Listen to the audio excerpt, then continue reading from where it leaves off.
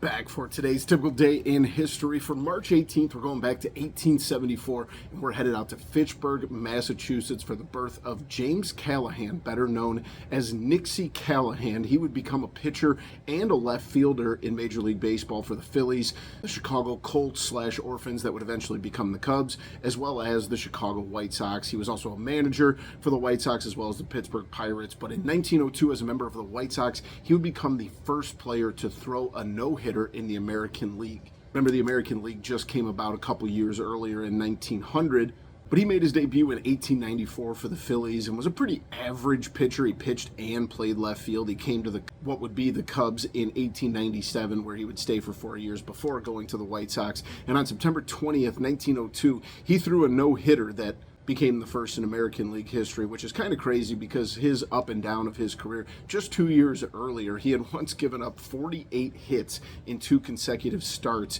giving up 23 on September 11th and 25 in the game before that. He was a pretty decent left fielder as well. He's the only pitcher to have collected 5 hits in 3 games. He finished his career with 901 hits as well as 99 wins on the mound. Since then, no player has gotten that. Babe Ruth got close, but nobody else has gotten close to that played in the outfield at least. There's been a couple infielders that also pitched as well. Oddly enough, during his major league career, he took a 5-year absence to run his own semi-pro team called the Callahan's Logan Squares. He did for what he said was financial reasons, but the money ran out and eventually came back to Major League Baseball. He was involved until 1917. He would pass away on October 4th of 1934 at the age of 60.